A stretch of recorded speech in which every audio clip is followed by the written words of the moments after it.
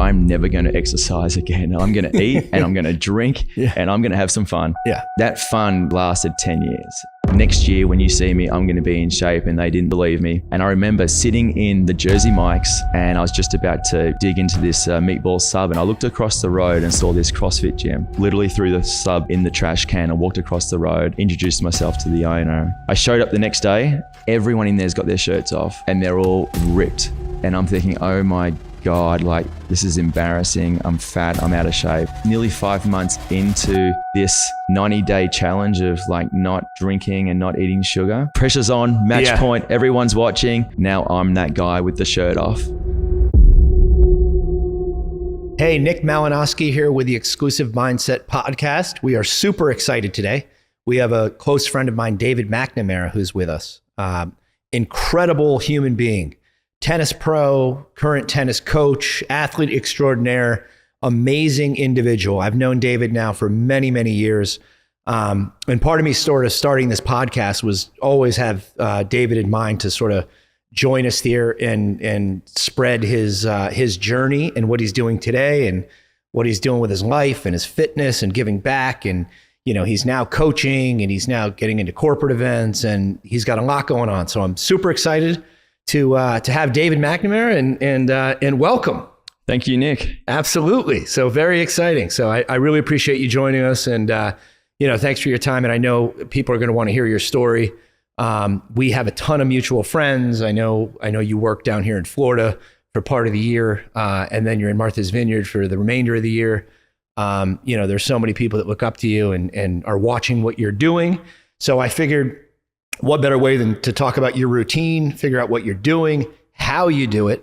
I know through my journey, not just coaching me with tennis, but just the fitness and just the grind and, to keep going. And when work gets stressful, you got to keep going. So you've been there for me. I've been there for you. So I think it's a great fit. So welcome. And let's just get into the craziness of your life at the moment. So, being in this fitness and this athletic world, what are you doing? Let's just dig right into it. What are you doing right now for your everyday routine? Walk us through that. What's going on with you right now?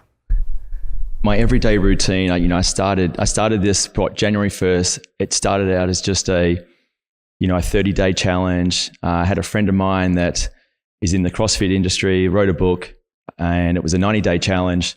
I had heard that, anybody can do anything for 30 days, but 90 days would be a better challenge. And so the challenge was to not drink alcohol, which is what probably most of the country tries to do in January, but it was also not to eat sugar or any processed or added sugar, and also just work out. And so I've been a CrossFit guy for, on and off for 10 years.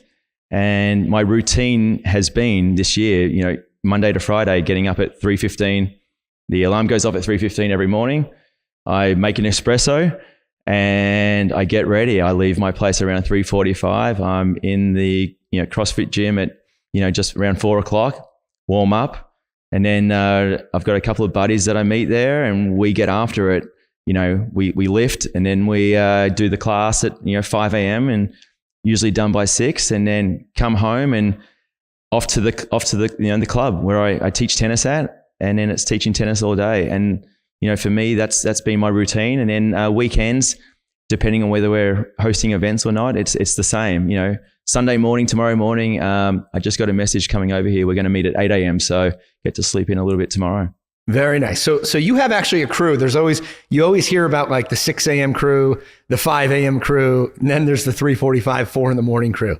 So you have your crew essentially that is in CrossFit at that time. Yeah, there are. There's a few of us that are in there, and I know the coaches in there get they've got the ring devices in there, and the alarm goes off on their phones. When we walk in the door, so they think they're probably a little crazy, but it's become a routine. I just absolutely look forward to getting up the next morning and getting after it. That's amazing. And how often are you actually coaching tennis now? I know through my experience, you're booked pretty much all day. Every day you're actually coaching. So how many hours would you say you're in season right now, it's pretty much, most days. We'll go, December to Easter, it's 6-7 days a week. We get a few days off here and there, but it's you're out there just working away. Putting the hours in. Wow. So what are you, I know, I think a couple of years ago, I know you're doing the CrossFit, and obviously you're on the tennis court all day long. So you check those boxes. What else have you been doing over the last few years for your fitness, mental health goals? What are some of what were some of your goals the last, 3-4 years? Yeah. I mean, obviously I've been an athlete my whole life, and I've gone through different stages of my, peak fitness to being completely out of shape. And for me, the journey started 10 years ago. But just in the last few years, I'm 48, nearly 49. And about 10 years ago, my old boss had mentioned to me about playing some of these over 40 national tennis tournaments. Which is really big in the they call it the Masters Tour, and it's really big in the tennis world. And I didn't really think much of it. And then I hadn't played competitive tennis since I stopped playing professional tennis back when I was 27 years old. And I thought, why not give it a go? And so I started playing these tournaments, having some success, winning some national championships, and then that turned into winning some world championships. And it just grew into that. And then, the age groups of 40 to 45, 40 to 44, 45 to 49, 50 to 54. So every 5 years. I took a break there probably when I was 43 for a couple of years to do triathlon and Ironman.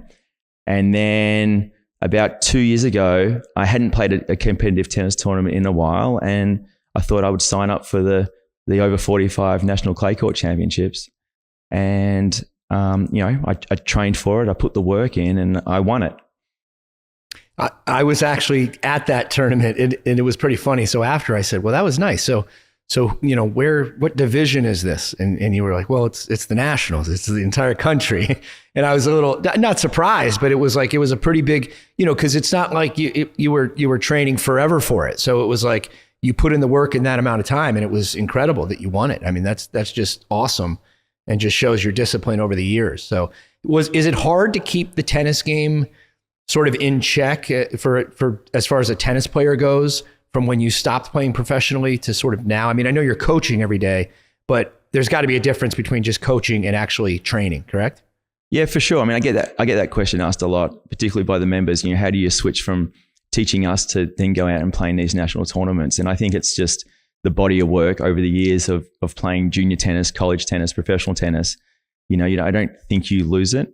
I think obviously being in shape, staying in shape is huge to that as well.